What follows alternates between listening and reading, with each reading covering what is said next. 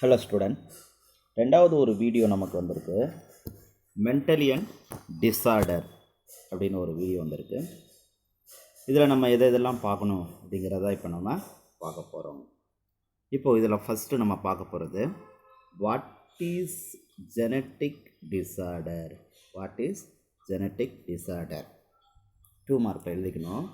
A genetic disorder is a disease or a syndrome caused by an abnormality in the individual of DNA. நல்லா ஞாபகம் வச்சுக்கி, genetic டிஸார்டருங்கிறது ஒரு டிசீஸாக இருக்கலாம், அது மற்ற டிசீஸ்க்கு காரணியாக இருக்கலாம். எதனால் ஏற்படுது? அப்நார்மாலிட்டி. எங்கே ஏற்பட்டக்கூடிய அப்நார்மாலிட்டி? டிஎன்ஏவில் ஏற்பட்ட abnormality. Abnormality can change from a small mutation in a single gene. இது வரை கூட நம்ம எழுதலாம். நம்ம சிங்கிள் ஜீன். இந்த சிங்கிள் ஜீனில் என்ன நடந்திருக்கலாம்? To the addition or subtraction of a entire குரோமோசோமும் மாறி இருக்கலாம். ஓகே, நமக்கான இதுவரை எழுதினாவே போதும். What is the genetic disorder? Genetic disorder is a disease or syndrome that is caused by abnormality in an individual of DNA. Okay, இப்போ நம்ம next பார்க்க போகிறது Mendelian disorder. What is Mendelian disorder அப்படின்னு ஒரு 2 mark. What is Mendelian disorder? Alteration or mutation in a single gene. Alteration or mutation in a single gene cause Mendelian disorder. The disorder transmitted to the offsprings and the same line of Mendelian pattern of inheritance. 2 mark. What is Mendelian disorder? Alteration or mutation in a single gene cause Mendelian disorder. The disorder transmit ஆகுது to the offspring, childக்கு போகுது, and the same line of Mendelian pattern of inheritance மூலமே நடைபெறுகிறது. இப்போ given an example of Mendelian, write the example of Mendelian disorder அப்படிங்கிற 2 mark பாரு. Thalassemia, albinism, phenylketonuria, sickle cell anemia, Huntington chorea. இதை மட்டும் எழுதுனா 2 mark. Write the Mendelian disorder examples அப்படின்னு நம்ம கேட்டால் 2 மார்க் அதை எழுதணும். அடுத்து இதில் நம்ம பார்க்க போகிறது தலாஸ்மியா. தலாஸ்மியா பற்றி எக்ஸ்பிளைன் பண்ணணும் இல்லையா? Right, what is thalassemia and explain அப்படின்னு பார்த்தா, thalassemia is a autosomal recessive disorder. இந்த வார்த்தை ரொம்ப முக்கியம். Autosomal recessive disorder. It is caused by, எதனால் ஏற்படுது?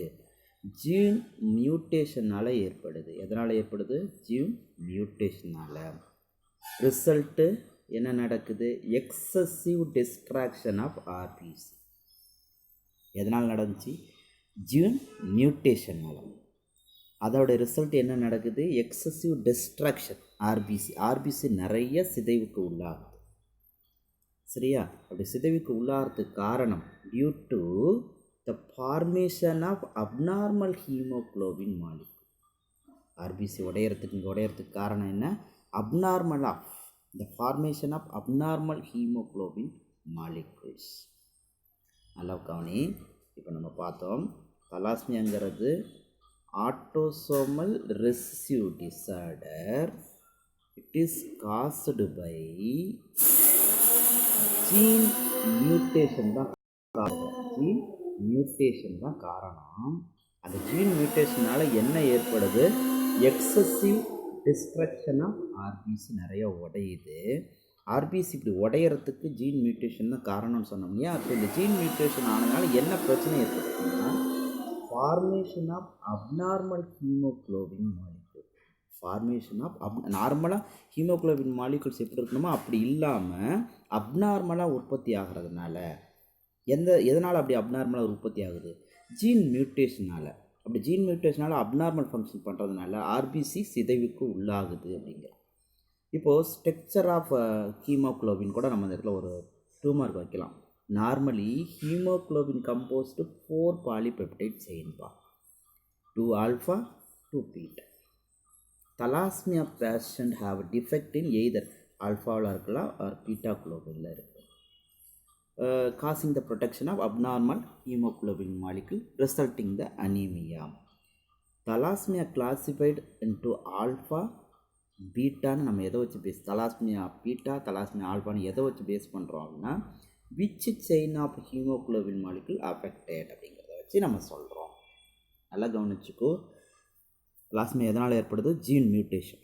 அதோட result destruction of RBC destruction ஆகிறதுக்கு ஜீன் மியூட்டேஷன் தான் காரணங்கிற. அப்போ ஜீன் மியூட்டேஷனில் என்ன பிரச்சனை ஏற்பட்டிருக்கும்?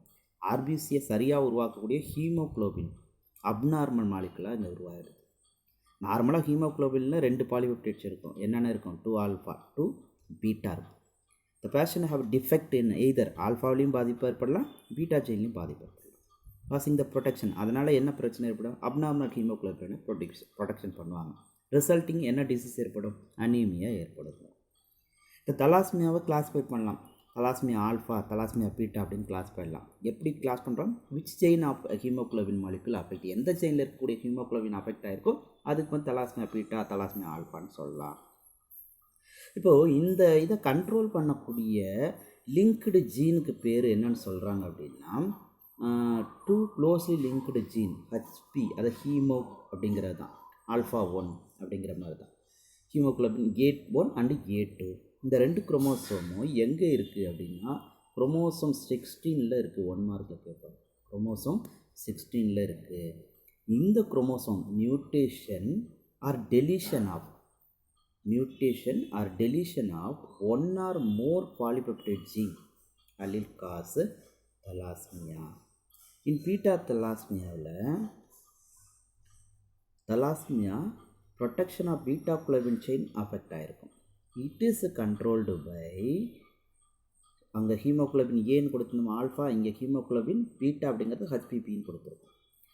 இந்த production of beta globin chain affected. It is controlled by single gene and chromosome. அதில் ஆல்ஃபாவுக்கான ஜீன் வந்து 16ல் இருந்துச்சு.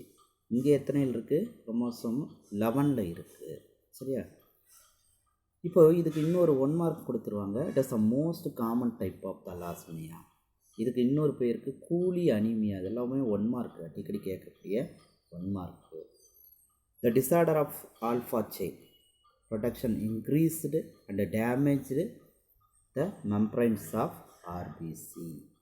புரிஞ்சிருக்குன்னு நினைக்கிறேன். ஓகே, அடுத்து நம்ம பார்க்க போகிறது பீனைல் கீட்டோனியூரியா. என்னென்ன பாயிண்ட் இருக்குன்னு பாரு.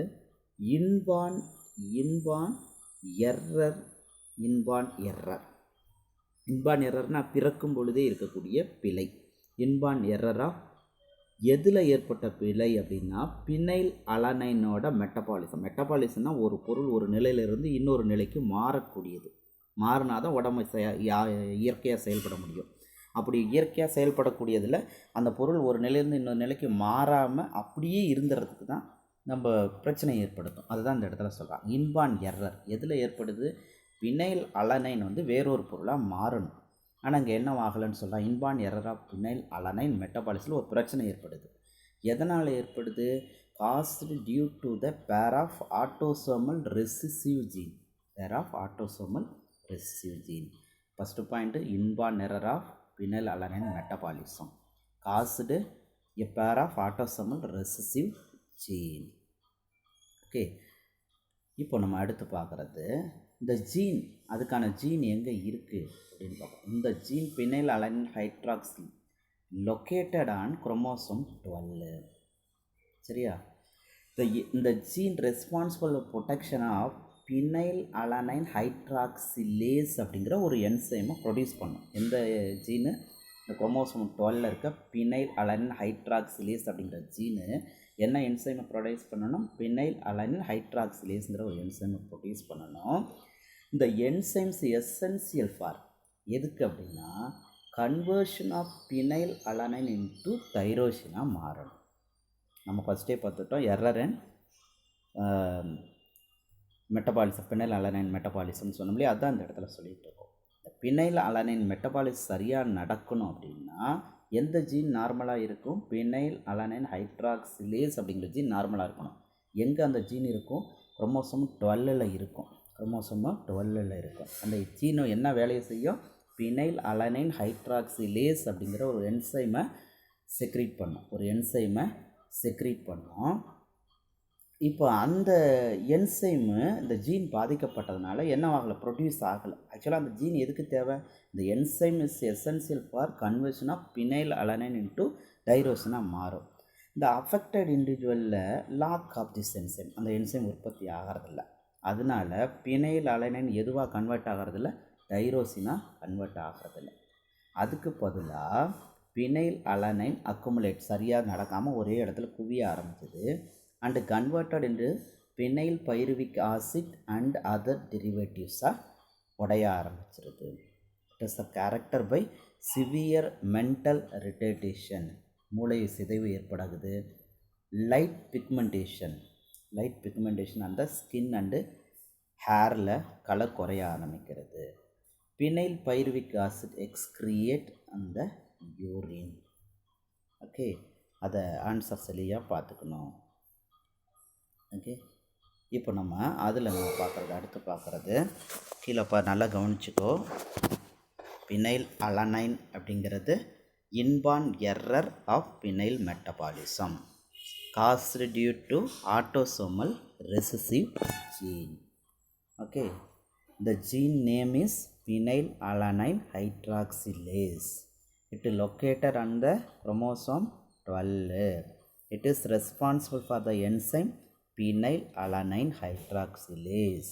The enzyme is essential for conversion of phenyl alanine into tyrosine. Affected individual lack the enzyme, so the phenyl alanine accumulate and also get converted into phenyl pyruvic acid and other derivatives. இதனால் ஏற்படக்கூடிய பிரச்சனை என்ன? Severe mental retardation, like pigmentation of the skin and hair, கரும்புள்ளிகள் உருவாகும். Phenyl pyruvic acid excreted in the urine. Okay student, இன்னும் ரெண்டை நான் அடுத்த வீடியோவில் எக்ஸ்பிளைன் கொடுக்குறேன், கவனிங்க.